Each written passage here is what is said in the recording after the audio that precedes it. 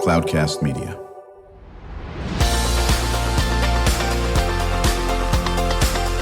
Drew Schlosberg Spotlight on the Community Show, amplifying the voices of social impact organizations, entrepreneurs, local nonprofits, and other community champions who shape the culture, creativity, and connectivity of San Diego. Brought to you by Mission Fed Credit Union, bringing good things to San Diego for over 60 years. Learn more about what is good for you and good for all by visiting www.missionfed.com.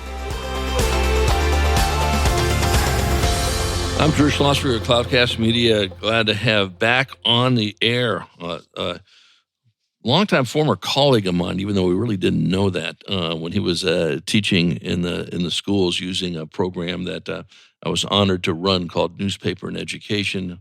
That is Mark Powell, currently a chief cook and bottle washer for the San Diego Association of Realtors, but in his previous life, he was a former vice president of the San Diego County Office of Education Board. I've known Mark for a while because of my role with the Classroom of the Future Foundation and Newspaper and Education. Mark, how you doing? I'm doing good, Drew. Thanks for having me on again. No, we appreciate it. You know, we talked about real estate stuff before, but now we're going to put our education hat on, of course, that you're well versed in, and you got some interesting ideas on education, and let's start talking about it. Especially, it comes from the perspective of a guy who was on the board of the San Diego County Office of Education. How long did you serve on the SDCOE board? I was on for 4 years on the board, 18 years in public education, and I currently teaching at National University in their teacher education program. I've been there for a quarter of a century now, 25 years teaching teachers how to pass their teacher performance assessment and a whole slew of other classes. So I'm pretty well versed in current education standards and practices. No, I think that's great. As you know, we're very, very closely aligned with National University, Classroom of the Future, and Cloudcast, and myself. As a matter of fact, I'm going to be inviting you, if I haven't already, to our 8th annual Classroom of the Future Foundation College and Career Pathways Summit. It's going to be at National University's Scripps Ranch campus on February the 27th. If you're in town, I would love to have you. Thank you. And I will be there if I'm in town. Okay, very, very good. Talk about, chatting about some much needed school reforms, maybe even as it applies to boards. Oh, well, there's reforms about, and this is the problem. We know what we need to do, yet the first thing is we need to extend the school year. So if you have children in school, you'll understand, or if you've been in school, we have a 180-day school year, but we're being beat out by several countries. Many countries have school years that are 200 days, some 220, and in Japan, sometimes it goes up to 200, or China, 250 days. So our students are not getting the seat time that they need to be successful. And that's just really a no-brainer. And if you look at what happened during the COVID shutdown, that caused a delay in education. Many kids just shut their computer. And it's hard to catch up. Even to this day, you can see some lagging in test scores. And sadly, in California, about 50% of the students are not meeting the standards in English and language arts. And San Diego Unified is a perfect example, second largest district. Can you imagine any other business that they cannot meet minimum standards in, they cannot meet the minimum standards in whatever they're producing? So that's one thing. Another thing is we implemented something called late start. And a lot of physicians are saying students need to get a good 8 hours of sleep. And I don't disagree with them. They do. However, it shouldn't be an across-the-board mandate dictated by the state. school districts should be able to select their own start time, because there's a lot of high schools, for example, that have sports and they don't have lights. So they don't have, they have lights in the classroom. They don't have lit stadiums. Their teams are at a disadvantage because when it comes time for them to practice, it's dark. They can't practice in the daytime. And many of them now, because they have this late start time, are practicing well into 8 or 8:30 at night, get home by 9 and have dinner, and then they have to do their homework. So let the school districts decide when they should start and give students and parents an option. Look, our customers are the parents and the students. They're not the unions. They're the students and teachers. Another thing is, California doesn't have credential reciprocity. So if I'm a teacher, let's say in Texas, and I want to move to California and teach, I either have to get a completely new credential or I have to take a slew of classes. Now, you can have a teacher that's been teaching successfully for 15 or 20 years. They go, okay, I'm going to move to California. California Commission on Teacher Credentialing will not allow that person to teach unless they go through some courses. And then, Drew, the lowest hanging fruit in the world, okay? Yeah. Reduce class sizes. Every single study has indicated that if you reduce class sizes, students get a better education. It's not even debatable. And you know what school districts will say? They'll say, well, we don't have the physical space. We'd have to build more schools. So we can't do that. Well, how about this? How about instead of reducing the class size and having one teacher for 40 students, how about putting another teacher in the classroom? It's very similar to reducing the class size because now you have the ratio of student to teachers more in proportion to success. And we can't unleash literally tens of thousands of high school students into society that don't have basic reading and writing skills. That's a crime. You're setting them up for failure. So the school districts have everybody geared to go to college, but not everybody's college bound. Why not bring back vocational training? How fun was that, Drew? You remember we had ROP, we had metal shop, wood shop. Well, Mark, that's certainly what's in the DNA of Classroom of the Future Foundation. We're chatting with Mark Powell. He is a former San Diego County Office of Education Board Vice President, talking about in his long time, spot involved with teaching in the classroom at National University and being on the board on some what he thinks some much needed school reforms are. I'm Drew Schlosberg. You're listening to another edition of Drew Schlosberg Spotlight on the Community Show, brought to you by Mission Fed Credit Union. We are the longest running community podcast in the nation, now in our 19th year. Mission Fed doing great things for 6 decades. Let me get back to some of those, and those are all very, very interesting and certainly compelling ideas for reform.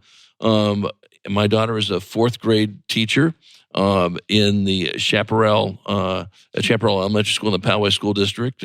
She would say amen to everything you just said. And part of it is where would the districts get the money? So instead of having a teacher that's teaching 40 kids, there's going to be 2 teaching 20. Where do you get the money for that? Drew, excellent question. And people ask that. Did you know that about 35% of the California state budget is for education? K-12 education gets about $81 billion a year. And I'm a big advocate for teachers making a living wage. I'm going to give you an example. Exactly. I'm going to give you here's a really concrete example, and it's an example for your daughter. When I was a school teacher in the 90s, I was able to buy a house. I bought a house in Claremont for $147,000 on a teacher's salary. Yeah, my parents helped me. They helped me a little bit with the down payment. Right. That same house today in San Diego, because I looked it up, is $1.1 or $1.15 million. So for your daughter to be able to afford that same house that I bought, she'll have to make $240,000 a year, which That's not going to happen. Principal's not even making that. So school teachers need a living wage. You can't really live in San Diego at $75,000 or $80,000 a year. I mean, you can, but it's challenging. So you know what these teachers have to do? They have to do what I did. You get a second job. You work there. You're a waitress. You're doing construction. You're driving Uber. Whatever you have to do if you don't have any other support mechanism. So teachers need to be paid more. The state needs to fund education the way they are, but the districts need to cut waste. I mean, just unbelievable amount of waste, because that, classroom of the future, I've been to your events. Yeah. You have teachers are going, hey, can I just get money for a bus? Because I want to take my kids to a park. This is ridiculous. You have to go out and reach out to private industries for something that should automatically be funded. I mean, it was almost disheartening to see what they were asking for. And school teachers like myself, when you had your program, which was called Newspapers in Education, one of the best education programs ever created. But I'm not saying that just to give you some praise. I really used it. And I would personally buy the newspapers for my students, or if I didn't have enough, but the school also would pay for some. But I'm saying that teachers go out of pocket all the time. Ask your daughter. She's constantly buying stuff for her classroom. I can guarantee it, going to Lakeshore or wherever. We need to pay teachers right what they deserve. No, I agree 100% on that. We come back from break. I want to talk a little bit about something you and I talked about offline. As you mentioned, the San Diego Unified School District, second largest school district in the state, and if I'm not mistaken, the eighth largest in the country. You have some ideas that that thing needs to be sort of split up and divided in different areas. And then I want to make sure we save some time in the second half of the interview to talk about your idea of reverting back to a city manager instead of a strong mayor government in San Diego that you think could certainly help where we are in the world of education. We return with Mark Powell.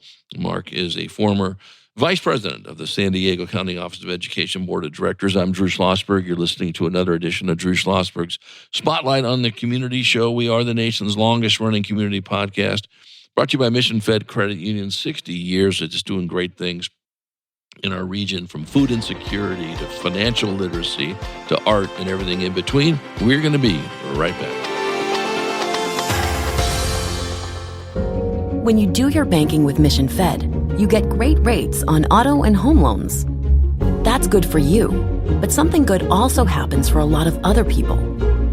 We're not for profit, so we put money back into the community to help lots of great nonprofits to keep San Diego strong. So you're not just getting something good, you're doing something good.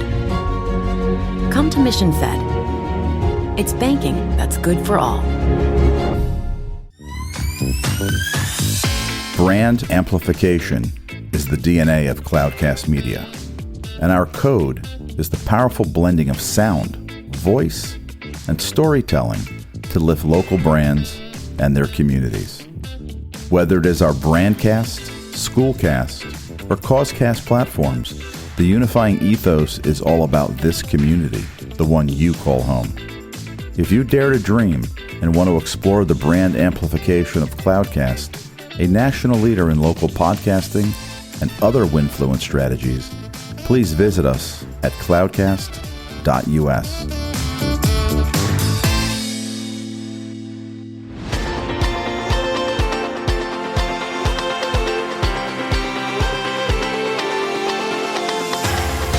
I'm Drew Schlosberg of Cloudcast Media. You're listening to another edition of Drew Schlosberg Spotlight on the Community Show, brought to you by Mission Fed Credit Union, chatting with Mark Powell, former San Diego County Office of Education Board Vice President. I've known Mark for quite a while.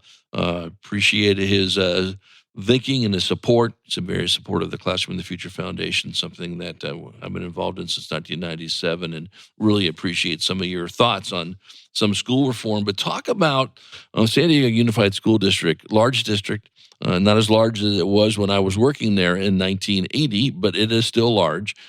Talk about your idea about splitting up the district and why. The academic performance by the students in San Diego Unified School District is dismal. I mean, you're having about half the kids not meeting the minimum standards in English and math. So what you have is you have about 100,000 students in the district. 50,000 of them don't meet the minimum standards. So obviously, something needs to be done to change the way we're educating our students. And one thought that has been brought up by other board members, Republicans, Democrats, all different board members, considered splitting the school district into two separate districts. You'll have an elementary school district as one district, and you'll have a high school district as another district. Now, this is not something new. In San Diego County, we have that. We have, let's say, the Chula Vista Elementary School District feeds into Sweetwater, which is the high school district. Or you have the Grossmont High School District, and then you'll have the Santee School District, which is a K-8 district. And the reason why I recommend that, first of all, is because the current board and district is not meeting the needs of our community. And the needs of an elementary school district are very different from a high school district. In a high school district, these kids are prepping for college. They have sports, so they have all these after-school activities. They have different requirements as far as funding. If you have science, you'll have labs, you'll have different types of computer resources that are needed. So I think that this district is too big. It needs to be split into two separate districts. People will say, well, that'll cost a lot of money. There'll be a different election process because you'll have to elect 5 different board members. Yeah, well, you got to do something different, because if what you're doing hasn't worked in the last half of a century, don't you think it's time to think outside the box and do something a little bit different and shake it up a bit? And let's see if we can get these test scores up and meet the needs of these students. Because like I've been saying, I cannot sit by and watch our leaders, educational leaders, fail the kids. And it's not the teachers, it's the system. The teachers are great. It's the whole construct of the way the whole thing is organized. You know, when you're sitting on a $1 billion a year budget and you can't perform, something's wrong. Yeah, you know, it's interesting. And as you know, we work with Classroom of the Future Foundation, all 43 school districts, and, you gave some great examples. You know, Fallbrook Union Elementary School District, and they feed into the Fallbrook Union High School District, of course. And you can go down the list, as you mentioned, Chula Vista and Sweetwater and South Bay Union and Sweetwater and so forth. Has any of those districts, and I don't know this, you may, started off as a bigger district and then they split into two, or did they always start as two? I don't know that answer. I don't know the answer either. But what I do know is that oftentimes elementary school teachers are not paid the same as high school teachers. So if you have a different school district, you might have a different pay scale. When you unify a school district, everybody's on the same pay scale. And there's a lot of money generated from the dues that go into the teachers union to be used for whatever purposes they want. That's why I think that the money aspect of it, where you're splitting up this district, the money for the elementary school districts can be a more focused approach. And I wouldn't split it up by region. Some people were advocating, some former school board members were advocating splitting the district geographically, splitting San Diego from east to west. Some were considering splitting it by the coast, have a coastal district, and then have an eastern district. But the most equitable way to do it is splitting it up by grade level. So you have your elementary school district, just like the other districts, and you have your high school district. So it's a balanced approach. No, and I agree. Again, we're chatting with Mark Powell. He is a former San Diego County Office of Education Board Vice President. I'm Drew Schlosberg of Cloudcast Media, listening to another edition of Drew Schlosberg Spotlight on the Community Show, brought to you by Mission Fed Credit Union. Let's pivot a little bit and talk about your thought of reverting back to a city manager type of government versus the strong mayor like we have right now in San Diego. So I believe it was around 2006, an initiative went out to change the way San Diego runs its government. And we had a city manager form of government, which meant we essentially had a CEO for the city, somebody with experience in running and managing large organizations. They know budget, they know finance. The voters voted to change that and go to something called a strong mayor. For example, the mayor will hire the police chief. In the former system, the CEO or the city manager would hire the police chief. Well, as you look right now, we're in a budget crisis in San Diego. We're at a deficit. They want to double parking meter fees. They want to charge people more for renting library spaces. They're scrounging for money because they weren't able to get a 1 cent tax increase, which would have put us up almost to the top where you legally cannot charge any more taxes. I think it would have been about 9.25% in our sales tax. And you had sales tax, you had property tax, you had all these other taxes, income tax. I mean, you're going to look at, you're making 60 cents on the dollar. So by going back to a city manager form of government, you remember Jack McGrory. He was the city manager. Yeah, good guy. He really knew how to run things. Yep. So you revert back, let a business person run the business of the city, and let the mayor set the vision.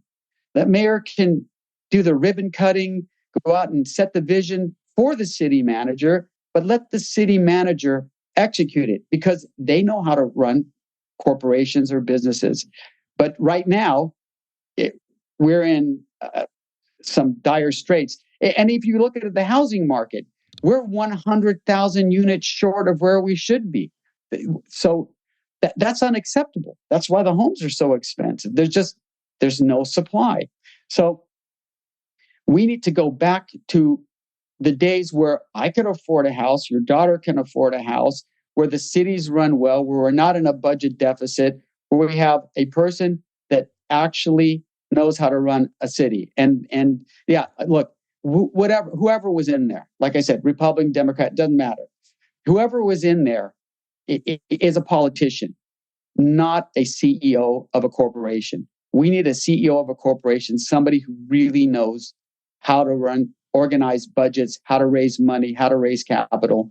And that's why I'm saying it. I'm only saying it because I've seen the city take a decline in our roads. I mean, seriously, we're driving down our streets and I'm literally dodging potholes every single day. That's unacceptable. We're about 1,200 police officers short of where we should be. That's unacceptable. So we need somebody to go in there with finance skills and get this ship right. It's America's finest city. There's absolutely no reason we shouldn't be balanced and with safe streets, with enough police officers, with enough firemen, all of the services that we expect our leaders to provide. And this is the basic services. Can we have safe streets? Can we have enough police officers? And if my house catches on fire, can I have somebody put it out? Simple thing. Yeah, no, I get it. Well, and then who knows how that would actually, what you're talking about would tie into education. Well, Mark, always appreciate your 2 cents on things. I know we will see somewhere down the road. Hey, Drew, remember when we spoke on this date here in February 7th, 2025? I talked about X, Y, and Z. Guess what? It's a year and a half from now they're doing it. That'd be funny to talk about that. Mark, always appreciate your support of education, and you are. And from a greedy standpoint, the Classroom of the Future Foundation, you've been great, and it takes community leaders like yourself and educational leaders to do that. Wishing you nothing but great success, and we hope you're going to be available to be at our summit on February the 27th. Thank you, Drew. Thank you so much. And one last thing before we shut off. Remember about many years ago, I wrote an article, we should get housing for teachers. Oh, yeah. Guess what? They're doing it. I know. That's awesome. I know that. Well, maybe that's another conversation we'll have when you come back on the show. How's that sound?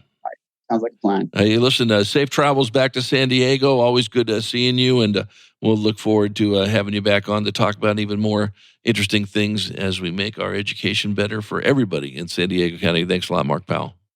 Thank you, Drew. You bet. Chatting with Mark Powell. He is the former vice president of the San Diego County Office of Education Board of Education. I'm Drew Schlosberg. You're listening to an edition of Drew Schlosberg Spotlight on the Community Show. We are the nation's longest running community podcast, now in our 19th year, brought to you by the fine folks of Mission Fed Credit Union. We hope you enjoyed the interview. You've been listening to an episode of Drew Schlosberg Spotlight on the Community Show, amplifying the voices of social impact organizations, entrepreneurs, local nonprofits, and other community champions who shape the culture, creativity, and connectivity of San Diego community. Brought to you by Mission Fed Credit Union, bringing good things to San Diego for over 60 years. Learn more about what is good for you and good for all by visiting www.missionfed.com.